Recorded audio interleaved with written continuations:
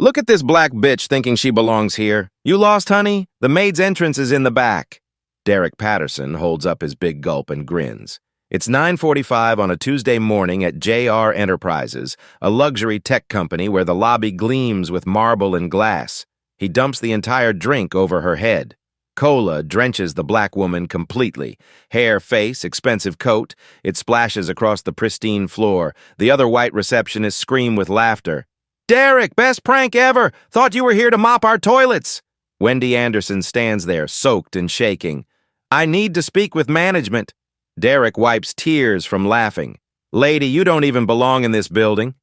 10 minutes from now, the company owner walks through that door. He sees what they've done, and he says 3 words that make their world collapse. "Look at this black bitch thinking she belongs here. You lost, honey? The maid's entrance is in the back." Derek Patterson holds up his big gulp and grins. It's 9:45 on a Tuesday morning at JR Enterprises, a luxury tech company where the lobby gleams with marble and glass. He dumps the entire drink over her head. Cola drenches the black woman completely. Hair, face, expensive coat.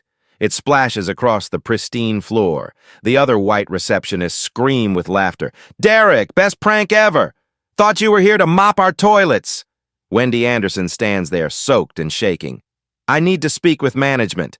Derek wipes tears from laughing. "Lady, you don't even belong in this building." 10 minutes from now, the company owner walks through that door. He sees what they've done, and he says 3 words that make their world collapse. Wendy takes a breath, forces herself to stay calm even though cola is dripping down her neck, soaking through her silk blouse. The coat alone cost $2,000, but that's not what hurts. What hurts is the laughter. The way these 3 young white people are looking at her like she's entertainment. "I'd like to file a complaint," she says.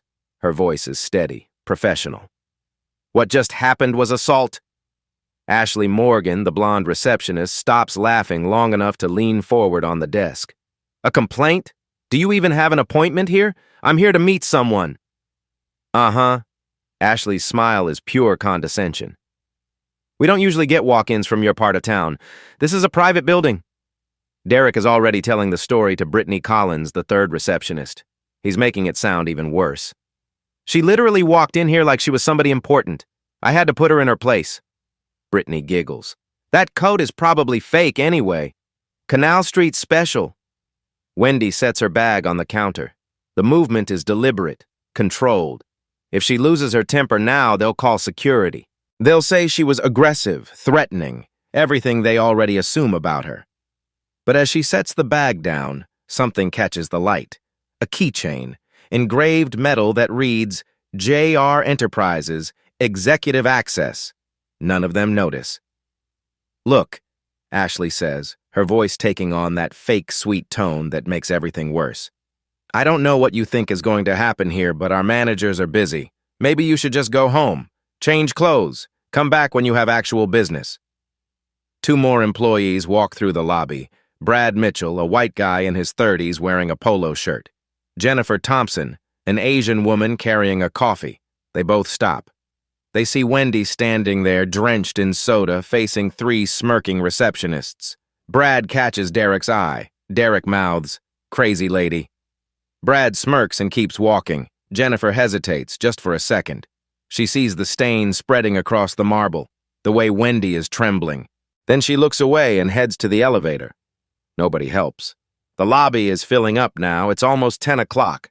More employees arriving for work, and Derek Patterson is loving every second of his audience. "You guys won't believe what just happened," he announces loudly. "This woman came in here acting like she owned the place." 8 people are in the lobby now. 9, 10. They're all looking. Wendy can feel every single pair of eyes on her ruined coat, her hair plastered to her head with sticky soda. She looks exactly how Derek wants her to look, humiliated, out of place. "I need to speak with Jonathan Reed," she says, louder this time.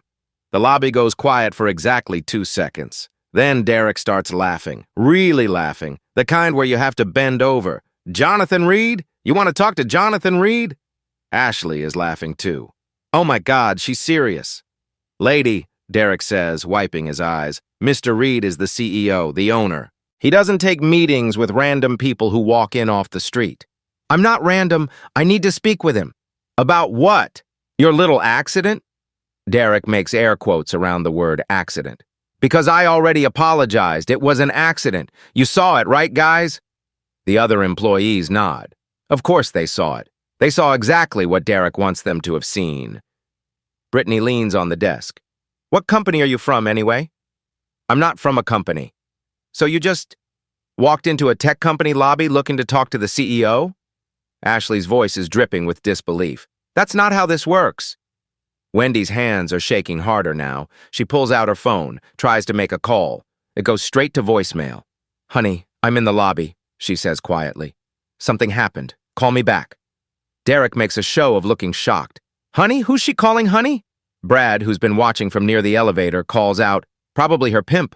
The lobby erupts. Actual howling laughter.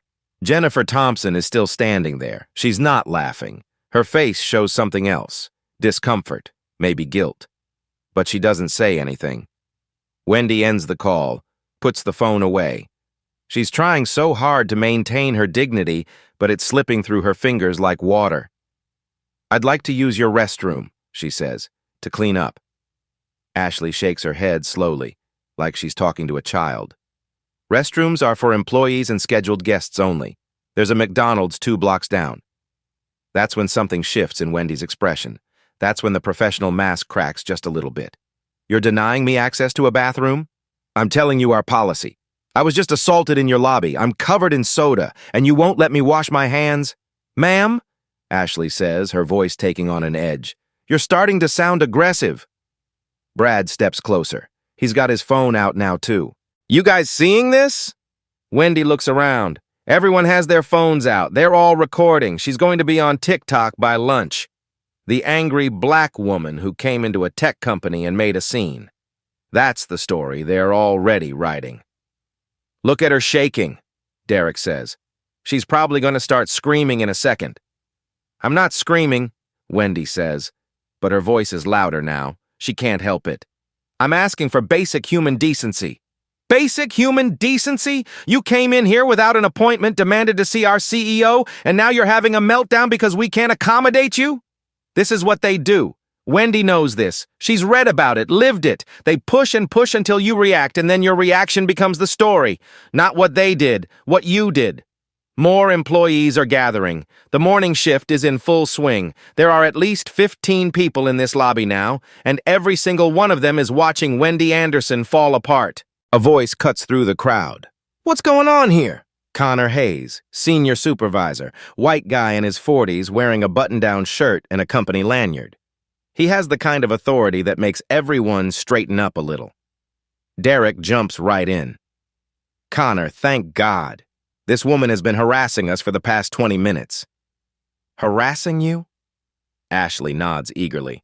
She came in making demands, wouldn't leave when we asked her to, and now she's getting hostile. Connor looks at Wendy, takes in the soda stain, the wet hair, then looks back at Derek and Ashley like he's already decided who to believe. Ma'am, he says, walking toward her slowly, I'm going to need you to leave the premises. I'm waiting for someone. You don't have an appointment. You're causing a disturbance. Multiple employees have complained. Wendy's voice rises despite herself. A disturbance? Your employee threw a drink on me. That's not what I heard. I heard there was an accident and you overreacted. An accident. He called me a black bitch and dumped soda over my head. Connor's expression doesn't change. Ma'am, I'm hearing a lot of accusations, but I'm also seeing someone who's becoming increasingly aggressive. I'm not being aggressive. You're raising your voice. You're making staff members uncomfortable. You need to leave voluntarily or I'll have to call security. This is it. This is the moment where everything goes from bad to impossible. Derek sees his chance. She was taking pictures of us earlier, on her phone, without our permission. It's a complete lie. I saw it too, Ashley adds immediately. Brittany nods. Yeah, she was definitely recording us. Connor's hand moves to his radio. Ma'am, if you've been recording employees without consent, that's a serious violation. I didn't record anyone. Then you won't mind if security checks your phone. Wendy's breath is coming faster now. She's trapped. If she refuses, she looks guilty. If she complies, she's submitting to a search based on lies. I want to speak with Jonathan Reed, she says again. It's the only card she has left. I'm married to the owner of this company. My name is Wendy Anderson. The lobby goes completely silent. Then Derek loses it. He's laughing so hard he has to hold on to the desk. Oh my God, she's delusional. Married to Mr. Reed? Ashley looks at Brittany. Is she serious right now? Connor's expression hardens. Ma'am, making false claims like this is not helping your case. It's not a false claim. Jonathan Reed is married, Ashley says. She pulls up something on her computer.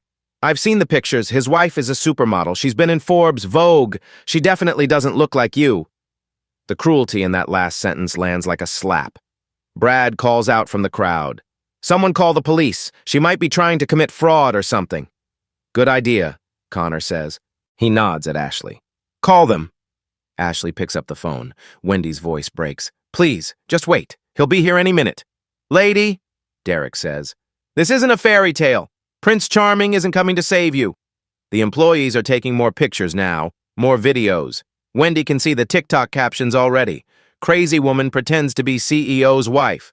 Karen has a meltdown at tech company. Black woman tries to scam her way into building. She closes her eyes, takes a breath.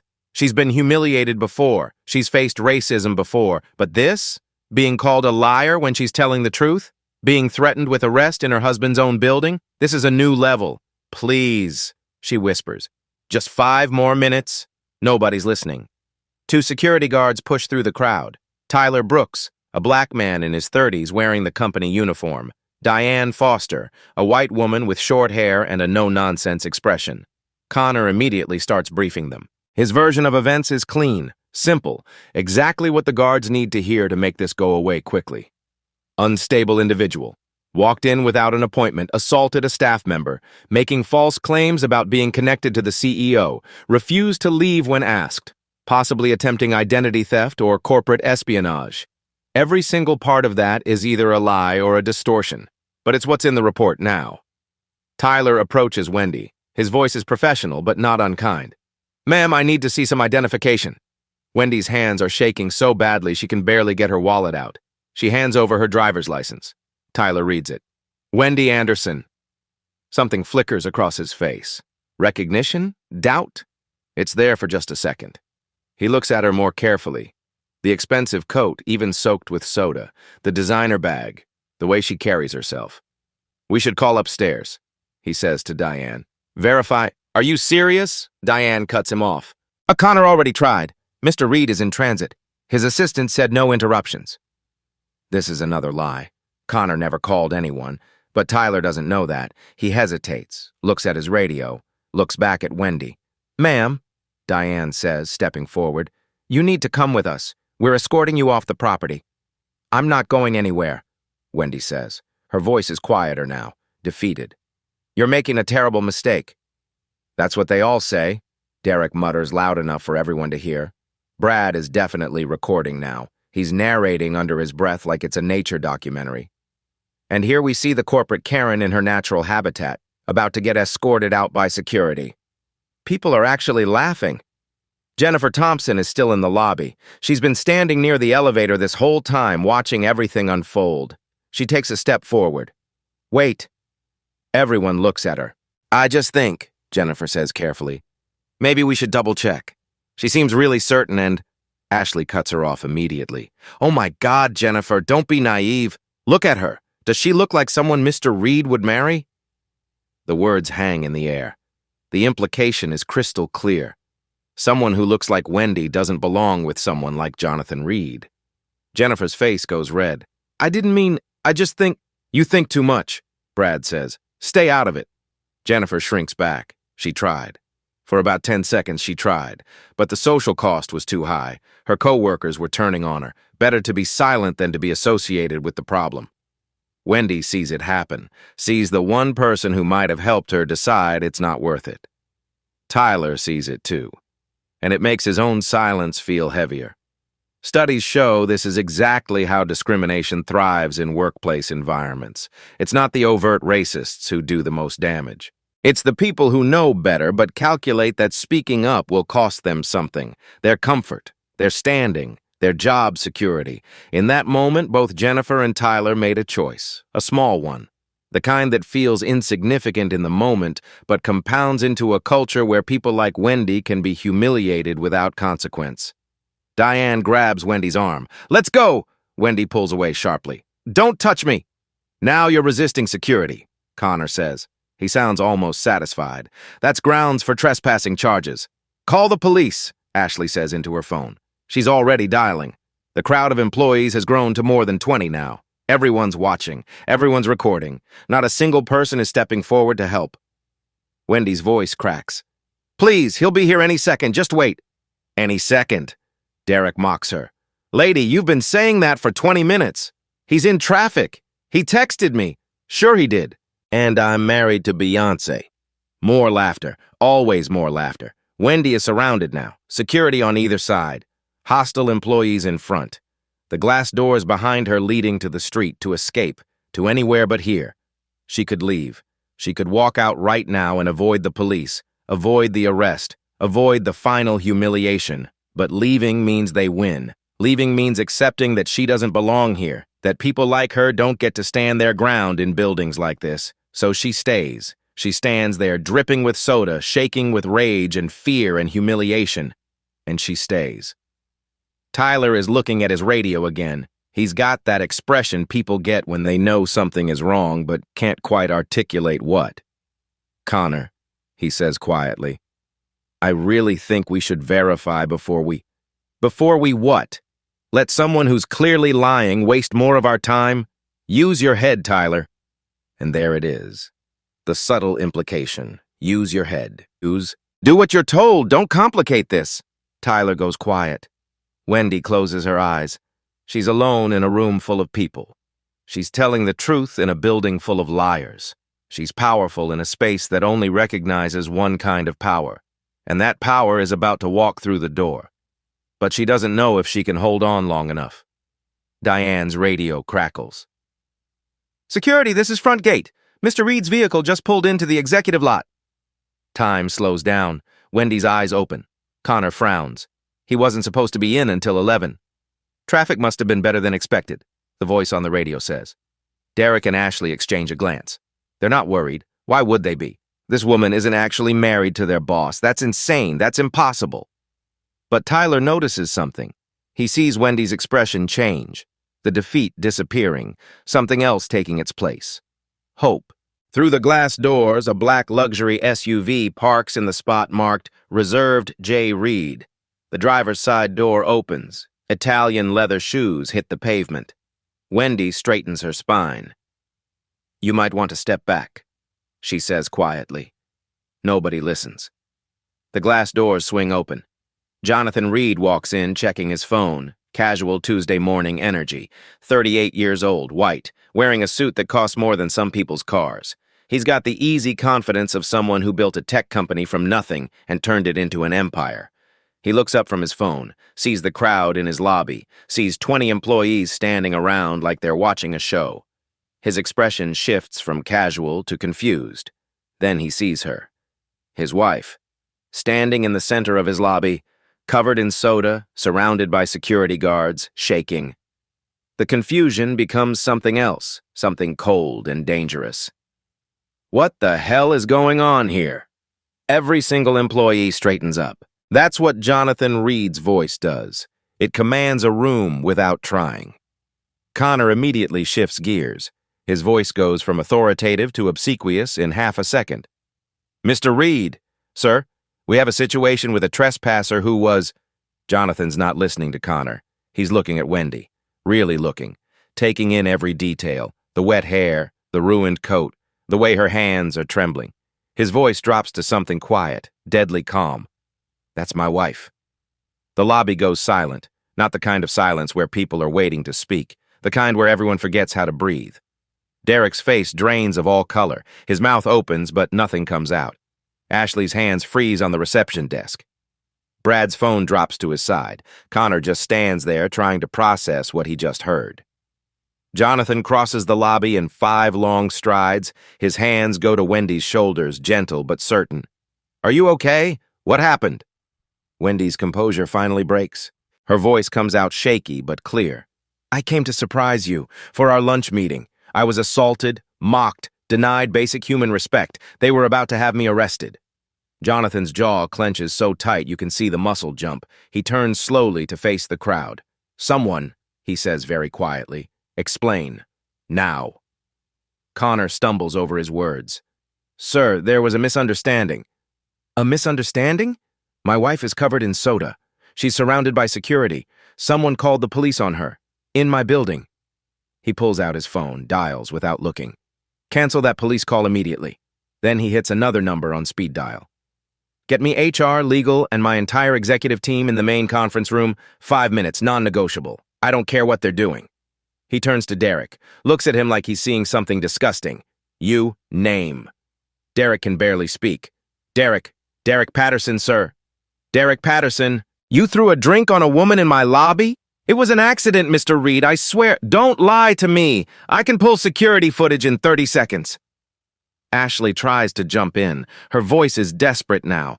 "Mr. Reed, she never identified herself. She didn't tell us who she was."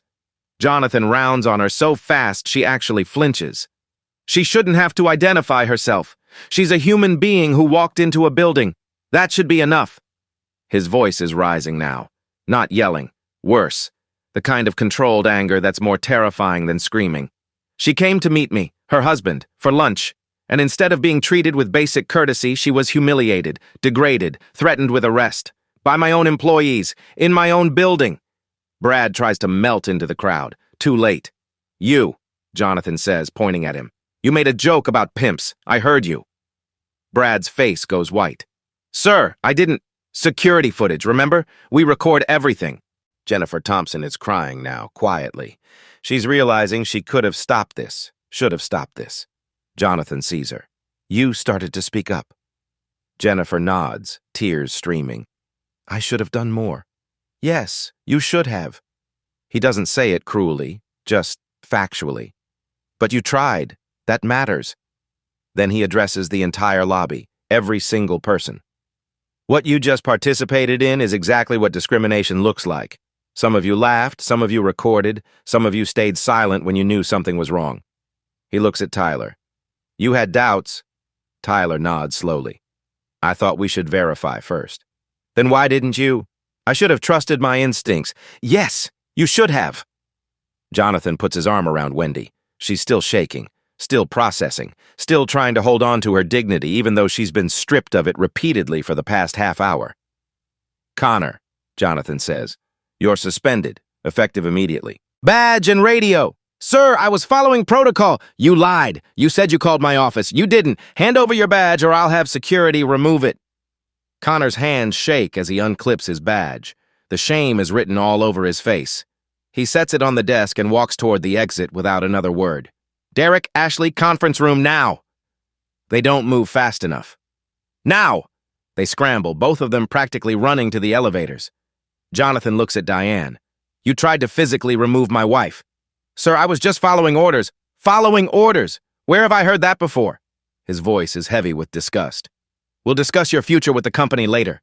He turns to Tyler. "You stay. I want a full report of everything you saw." Tyler nods, relief and shame mixed on his face. Jonathan addresses everyone else one final time. "The rest of you get to work. But understand this. Today was a teaching moment. Today you learned what happens when good people stay silent, when bias goes unchecked, when power gets abused." He pauses, makes eye contact with several people in the crowd. "Some of you failed a basic human decency test this morning. We're going to talk about that. All of us, company-wide. Because if this can happen to my wife, it can happen to anyone, and I will not run a company where this is acceptable." The crowd disperses slowly, reluctantly. They wanted to see more, wanted the drama to continue. But it's over, at least the public part.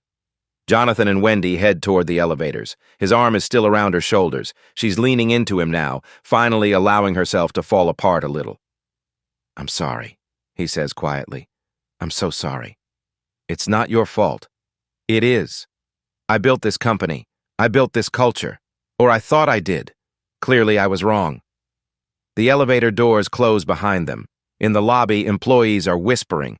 Phones are being put away. The show is over, but the consequences are just beginning.